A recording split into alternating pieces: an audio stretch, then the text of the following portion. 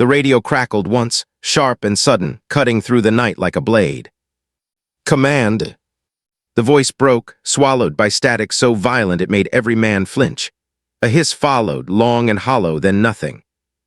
Inside the ruined compound, perched along the Afghan, 8 Navy SEALs froze mid-movement. Dust still drifted from the ceiling where a rocket had torn through moments earlier. The smell of burned cordite mixed with blood and dry stone. No one spoke. No one breathed right. "Say again," the team leader said into his mic, voice controlled but tight. "Command, come back." Only static answered. Lieutenant Commander Eve Carter had gone silent. 10 minutes earlier, she had made the call that commanders weren't supposed to make. Enemy reinforcements were pouring in from the east, and one of her men was down, leg shredded, unable to move fast enough. Eve had looked at the map once, then at her team. "I'll draw them off," she'd said. "No hesitation, no drama, get him out." She had disappeared into the darkness alone, firing just enough to pull pursuit. Her last transmission came seconds later, calm, clipped, professional. "Contact heavy, still mobile, continue." Then the scream of gunfire. Then nothing. Now her GPS signal blinked weakly on the team's display, then vanished completely. The youngest operator stared at the empty screen. "That's not possible," he whispered. "She doesn't lose comms." No one corrected him. Eve Carter didn't lose anything. Not control, not situational awareness, not people. She was the kind of commander instructors talked about in quiet tones, the kind who never raised her voice but somehow made chaos behave, the kind who had dragged a wounded teammate 200 meters under fire without asking for help. And now she was gone. Outside the compound, movement echoed across the rocks, boots scraping, muffled voices, the unmistakable sound of an enemy force tightening the noose. Red tracer fire stitched the far ridge. Flares burst overhead, bathing the valley in sickly white light. They were being hunted. Protocol was clear. If a commander went dark and the team was compromised, they moved. Waiting got people killed. Hopping got people killed faster. But no one moved. "She said she'd be right behind us," one of the SEALs said, knuckles white around his rifle. The team leader closed his eyes for half a second, just long enough to feel it. Loss, anger, the crushing weight of command she just handed back to him without asking. "She knew the risk," he said quietly. "She knew." Enemy gunfire snapped closer now. Chips of stone exploded from the walls. The wounded man groaned through clenched teeth. Extraction was delayed. Air support was tied up. They were on their own. "Fall back," the team leader ordered at last, every word tasting like ash. "We move now." They slipped out of the compound one by one, melting into the ravine below. No one looked back. If they did, they wouldn't leave. As they moved, the night seemed too quiet behind them. No pursuit, no shouting, just silence where there should have been violence. None of them noticed the faint crunch of gravel far up the ridge, or the slow, deliberate rhythm of footsteps keeping pace in the dark.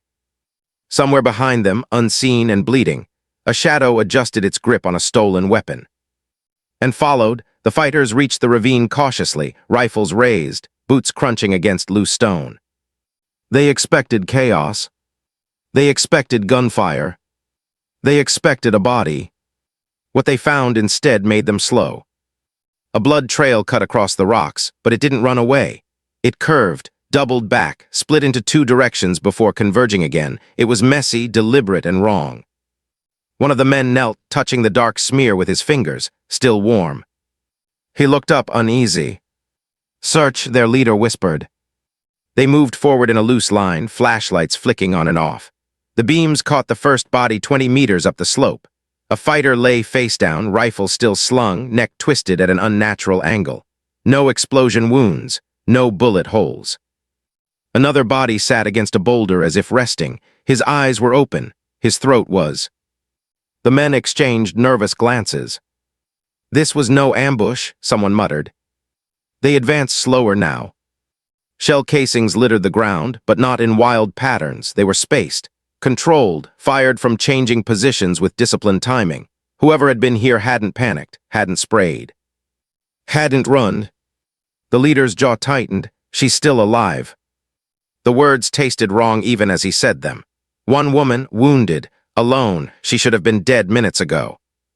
A sudden scrape echoed from the rocks above.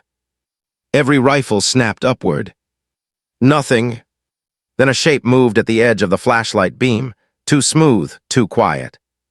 The last man in the line turned. Steel flashed once. He dropped without a sound. The others spun, shouting, but the darkness swallowed everything. Flashlights jittered wildly, shadows leapt and vanished, panic crept in, sharp and cold. A gun fired, then another. Someone screamed. Lieutenant Commander Eve Carter pressed herself flat against the stone, breathing slow despite the fire burning through her side. Shrapnel had torn muscle. Blood soaked her sleeve. Her rifle lay shattered somewhere behind her. Pain was a problem. Noise was death. She waited until the fighters spread, until fear loosened their discipline. Then she moved. One step, pause, another. She used their flashlights against them, slipping through blind spots, closing distance. A blade from her vest found a throat. A rifle butt crushed a temple. She took a weapon from a falling body before it hit the ground. 3 down. She ducked behind a rock as bullets tore through where she'd been standing seconds earlier. Stone exploded into dust. A round grazed her shoulder. She bit back a sound and rolled downhill, vanishing into shadow again. Her vision blurred for a moment. She forced it clear. Stay upright, stay lethal. She checked the enemy rifle, half a magazine left. Enough. Voices echoed ahead now. Another patrol moving toward the valley floor. Toward her team's escape route. Eve's jaw clenched. They thought she was dead. Her team thought she was gone. That couldn't be allowed to become truth. She crawled to the edge of the ridge and peered down. 6 fighters, moving fast, confident. She raised the rifle. The first shot dropped the rear guard instantly. The others scattered, shouting, firing blindly into the rocks. Eve changed position after every shot, sliding, rolling, firing again. She didn't aim for chaos, she aimed for fear, for uncertainty, for the moment when men stopped trusting the dark. When the rifle clicked empty, only 2 were left. They ran. Eve sagged against the stone, chest heaving. She pressed a hand to her side, coming away slick with blood. The world tilted, but she stayed standing. She checked her watch. The team would be moving now, believing she was dead. That thought hurt worse than the wound. She pushed off the rock and started forward, limping at first, then forcing speed. Behind her, the ridge lay littered with bodies and unanswered questions. Ahead of her, distant gunfire flared again. Her team was in trouble. And this time she wasn't letting the darkness take her quietly. The ravine narrowed into a jagged corridor of stone, forcing the seals into single file. Moonlight barely reached the ground. Every step echoed too loud, every breath felt exposed. They were being pushed, not chased, guided. The team leader felt it in his bones. The enemy fire wasn't reckless. It flared from the just often enough to steer them forward, funneling them deeper into the valley where walls rose high on both sides. "They're hurting us," he muttered into the mic. No one argued. The wounded operator stumbled again, a suppressed groan tearing from his throat. Another SEAL hooked an arm under his shoulder, hauling him upright. Sweat soaked through body armor despite the cold. Ammo counts came back one by one, each worse than the last. 2 mags. Down to 1. Half. Then movement flickered ahead. 6, no, 8 shapes crested the ridgeline, silhouetted against the sky. Rifles came up. The first burst of gunfire tore into the ravine, sparks exploding from stone inches from their heads. "Contact front," someone shouted. The SEALs dove for cover as the ravine turned into a kill zone. Bullets screamed through the narrow space, ricocheting violently. Dust choked the air. A round punched into the wall near the team leader's face, showering him with fragments. They returned fire in short, controlled bursts, but the enemy had the high ground and numbers. "This is bad," the medic said, voice steady but tight. Another wave appeared above them. Then another. The SEALs' formation began to fracture as they shifted positions, trying to avoid being pinned. The wounded man cried out as a round slammed into the rock beside his head. The team leader's mind raced. No air support, no extraction, no commander. This is where units die. Then a single sharp crack cut through the chaos. Not theirs. An enemy fighter at the ridge's edge jerked backward and vanished. Another shot followed. A second fighter collapsed, rifle tumbling from his hands. The enemy fire stuttered, confusion rippling through their line. "What the hell?" someone yelled. The SEALs paused, stunned, as shots began coming from behind the enemy positions. Precise, spaced, methodical, not suppressive fire execution. An enemy shouted in panic. One of them screamed. Shapes scattered, some diving for cover, others firing wildly into darkness they couldn't see. The team leader risked a glance upward. A silhouette moved along the ridge, low, controlled, impossibly calm. It shifted positions between shots, never staying still, never wasting a round. "That's no way," the medic breathed.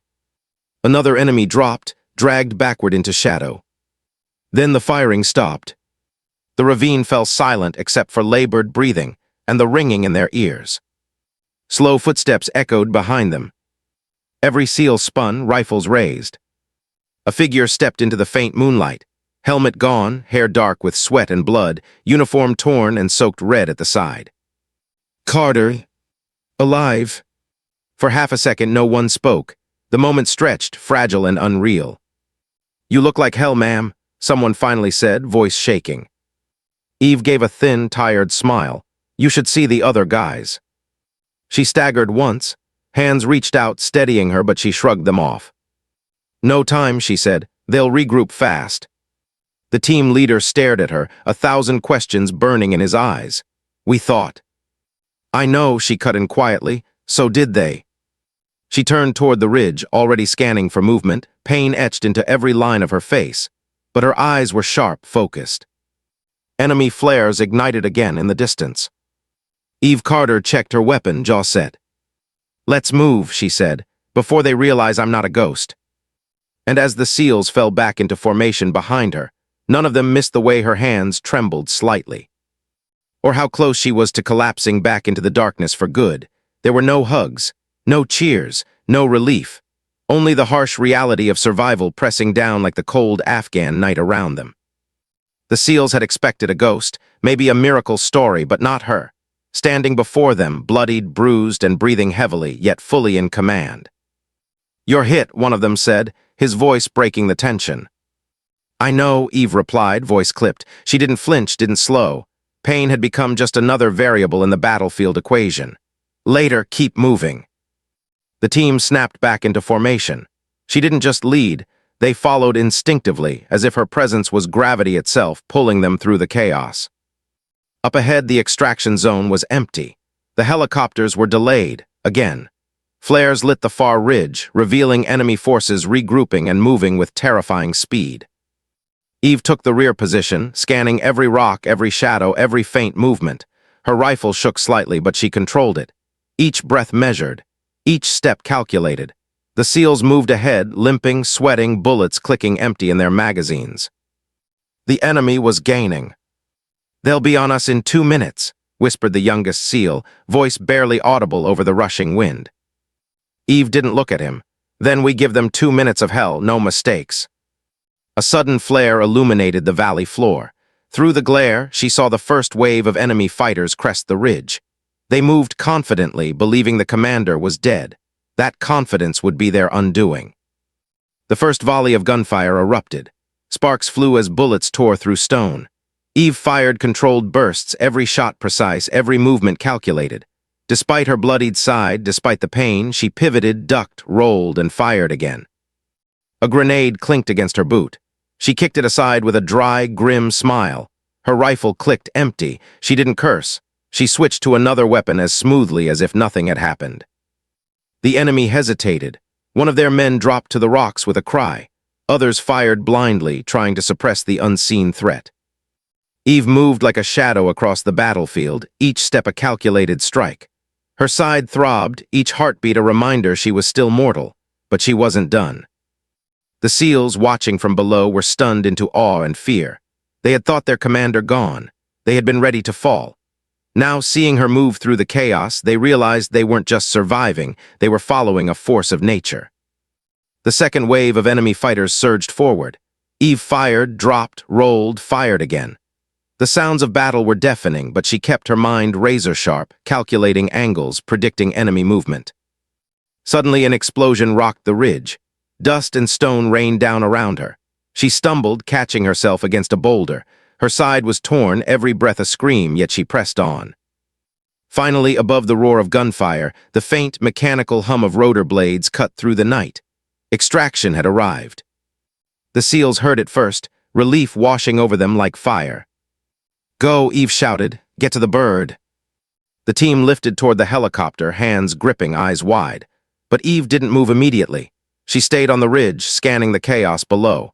Enemy fighters were still alive, regrouping, searching. Her heart pounded, her blood dripped. Every instinct screamed at her to collapse. But the mission wasn't over, not until her team was safe. She was the wall between survival and slaughter, and she wouldn't fall. The SEALs disappeared into the helicopter's ramp, rising into the cold night sky. Eve took one last look down at the ridge, the smoke, the chaos. Then she vanished into the darkness again. And below them, the valley lay quiet, save for the faint echo of footsteps that shouldn't exist. The woman they thought was dead was still alive. And still hunting. The helicopter's blades roared above, churning the night air into a storm of cold wind and dust. Inside, the SEALs clutched their seats, adrenaline coursing through every vein. Their commander had appeared like a ghost, fought like a demon, and then didn't move with them. "Commander, fall back," the team leader shouted, his voice nearly lost in the rotor wash. He leaned out the ramp, scanning the ridge below. Shadows flitted among the rocks, enemy movement, more than enough to overrun anyone left exposed. Eve Carter's head barely turned. She adjusted the strap of a bloodied rifle across her shoulder. Her uniform was torn, her side soaked with red, but her posture screamed control. "Not yet," she said, calm but firm. The team leader froze. "You'll..." "I'll be fine, go." "No," came the whispered protest from the medic. He was pale under the dim helicopter lights, shaking slightly. "You can't." "I can," Eve interrupted, her voice sharp, edged with steel. The pain in her side pulled her slightly to the ground, but she straightened, forcing herself upright. "I always can, now move." The SEALs hesitated. Orders from a commander weren't suggestions, but this wasn't just orders. It was instinct and trust forged in blood. Slowly, they edged toward the helicopter ramp, dragging the wounded with them. Below, the enemy forces had reformed. They moved fast, disciplined, deadly. The ridge would soon become a death trap. Eve took a deep breath and scanned her surroundings. One hand gripped her rifle. The other found a grenade in her vest pocket. She pulled the pin, checking the fuse, weighing the timing in her mind. The SEALs were nearly clear. 5 seconds, 4. She tossed the grenade over the ridge. The explosion shattered the night. Stone and debris flew into the air. A fireball bloomed, illuminating the valley. Enemy fighters were caught in the blast. Screams and confusion rippled through their ranks. Smoke engulfed the ridge, choking visibility, masking movement. Eve pressed herself against the rocks, listening, counting, waiting. "Eve," the youngest SEAL screamed from above. She ignored it, her jaw set, teeth clenched.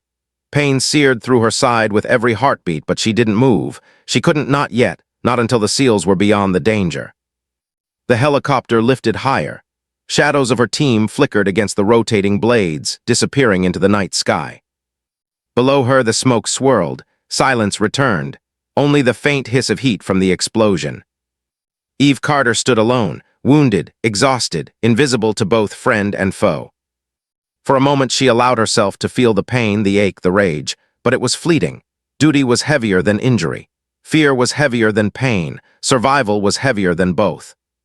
She vanished into the darkness once more, leaving behind a ridge of fire, bodies, and unanswered questions. The team, safe now in the helicopter, stared down at the valley below. They had thought she was dead. And yet she had survived. But the question burned hotter than any flare in the night. Where would she go next? And more importantly, would they see her again? Because Eve Carter had made a choice.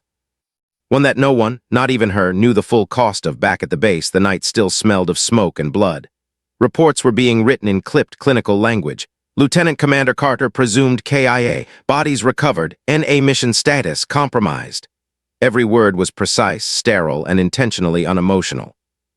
The SEAL team sat in a dim briefing room, their bodies still shaking with adrenaline. Medics patched superficial wounds, but no ointment could dull the weight pressing on them. The disbelief, the awe, the hollow space left by their commander's disappearance. They had just watched a legend walk out of death itself, only to vanish again. I can't believe it," the youngest operator whispered, tracing his fingers along the strap of his rifle as though it were a lifeline. "Believe it," the team leader said quietly, his gaze distant. "She's alive, and somewhere out there she's still fighting, alone." No one laughed. No one argued. That's the kind of respect Eve Carter commanded, not from fear, but from understanding that she was more than human in those moments of survival. Days passed. Briefings were given, awards discussed, and media reports drafted. Everything was sanitized, downplayed. No one would ever hear the story exactly as it had unfolded. The ambush, the ridge, the vanished bodies, the smoke, the fireball, the exact way Eve had torn through enemy lines to save them. Unofficially, though, the team knew. Every time they spoke in hushed tones, every time they passed by her empty chair in the mess hall, the silence spoke louder than words. Carter had survived. She had walked out of the fire. She had disappeared again. Then came the satellite images. The intelligence analyst called it anomalous. A checkpoint halfway across the province, reportedly destroyed by unknown forces. Timing, angles, and precision matched nothing the Afghan militia or coalition forces could have executed. Something, had torn through the position with deadly efficiency. "This looks like Carter," the analyst said quietly, almost afraid to voice it. His superior raised an eyebrow but waved him off. "Impossible, she's presumed KIA." Impossible, perhaps, but the trail told a different story. Far from the base, in a border village that clung to the mountains like a secret, a woman moved with slow, careful steps. Her hood was drawn low, concealing the sharp lines of her face, her dark hair streaked with dried blood. Every muscle ached, every breath was laborious, but she walked. She traded a watch for clean bandages. She stitched her wounds with trembling fingers, grimacing but refusing to pause more than a few seconds. She drank water like it was fire, then moved on, ghosting through the alleys and out of sight. No one saw her enter the forested pass that led north. No one marked her departure. She was gone. Back at base, the SEALs tried to settle into routine. But none of them could shake the shadow of the ridge, the echo of gunfire, the memory of her standing there, alive, unstoppable, untouchable. Every time the radio crackled in silence, they instinctively reached for the mic. Every flare in the night sky made them tense. They knew the truth. Carter had survived impossible odds. And they also knew something else, unspoken but undeniable. The battlefield wasn't finished with her. Somewhere out there, Eve Carter was still moving, still fighting, still hunting in the shadows. And every SEAL in that room felt it in the pit of their stomachs. If the commander returned, this time intentionally, the world, both friend and foe, would know exactly why she was a legend. But for now, she was a ghost, a story that refused to die. A shadow walking between life and legend, leaving only whispers and uncertainty in her wake. 3 weeks had passed since the mission. 3 weeks of silent uncertainty, of pretending life at the SEAL compound had returned to normal, of empty chairs and quiet mess halls. They had filed reports, cleaned weapons, and carried out drills, but nothing erased the memory of that ridge, of the smoke, of the impossible figure who had saved them. The SEAL team had gathered in a small briefing room for what was officially a memorial. Candles flickered in the corners, but no flag hung yet. No public recognition had been allowed. It was a quiet affair, a place for mourning, reflection, and protocol. They sat stiffly in chairs, eyes downcast, hands folded. The air was thick with unspoken grief and disbelief. Every sound, every creak of the building, every distant engine made their hearts tighten. Then abruptly, there was a knock. Once, the team froze. Twice, the youngest operator's hand twitched toward his rifle. Everyone turned slowly toward the door, confusion and instinct warring on their faces. No one moved forward. "Who is it?" the team leader called, voice steady but wary. Silence. A pause, then a voice, low and unmistakable, cutting through the tension like steel. "Next time," the voice said, quiet, calm, yet filled with authority, "don't write me off so fast." The door swung open. And there she was. Lieutenant Commander Carter. Pale but standing, hair matted but clean, uniform tattered but unmistakably hers. The wounds had healed just enough for her to walk into the room, though every step carried the weight of what she had endured. Blood stains had long dried, but the scars, both visible and invisible, gave her presence a fierce, terrifying beauty. For a moment no one moved. The room seemed to shrink around her. Time slowed. Even the air felt taut, as if reality itself had paused to acknowledge her return. Then the youngest operator finally spoke, voice shaking, disbelief breaking through. "Commander, you're alive."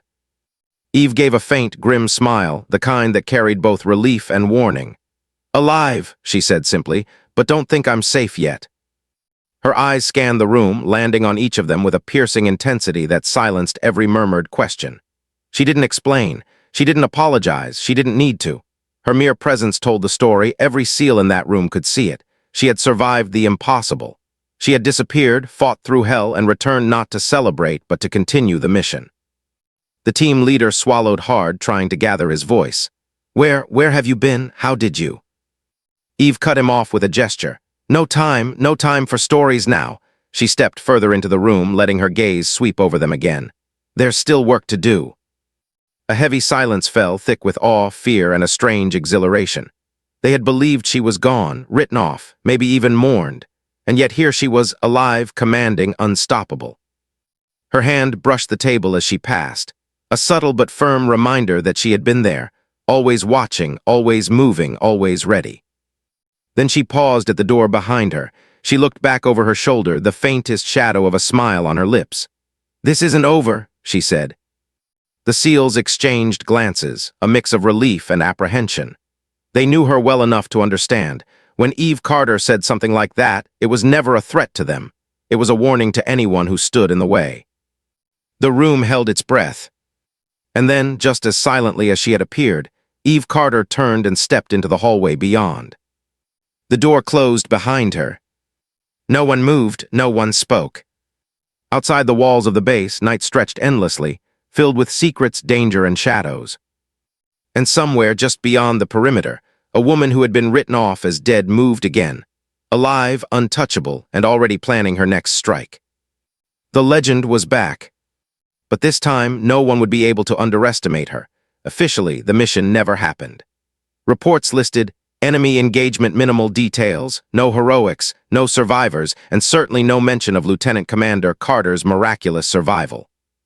Unofficially, though, the story spread.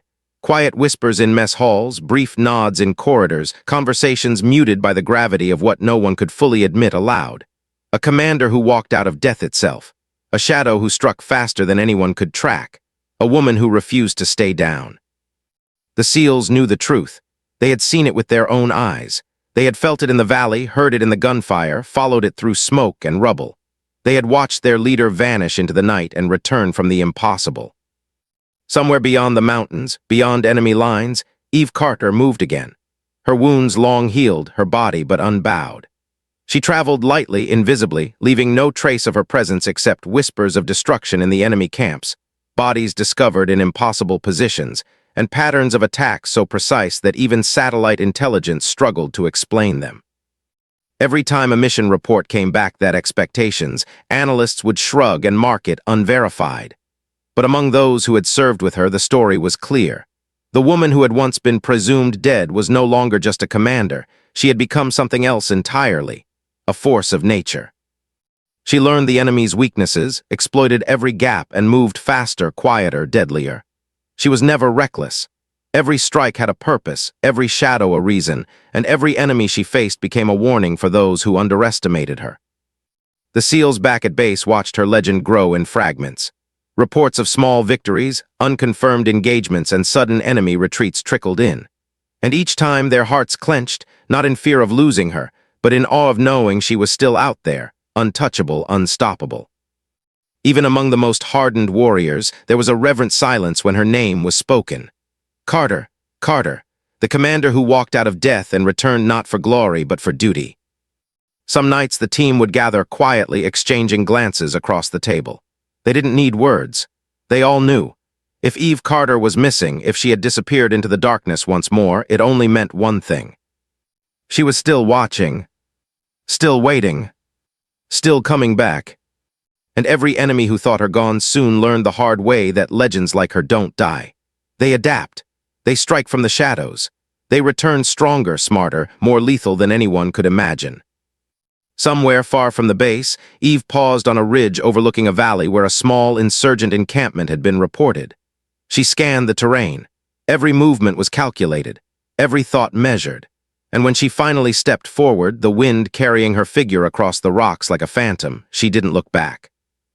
Because she never needed to, her team was safe, the mission was alive, and the story that no official report could capture, was far from over. In the hearts of those who knew her, in the minds of those who feared her, in the shadows of battlefields she had yet to enter, Carter had become more than a commander. She had become a legend, a shadow that could not be contained, a force the enemy could never predict, a woman who walked out of darkness and into history again and again. And somewhere deep in the night, the faintest echo of her presence reminded the world, wherever chaos rises, she will be there, watching, waiting, returning. No one would ever underestimate Carter again. The legend lived on, and it was only just beginning.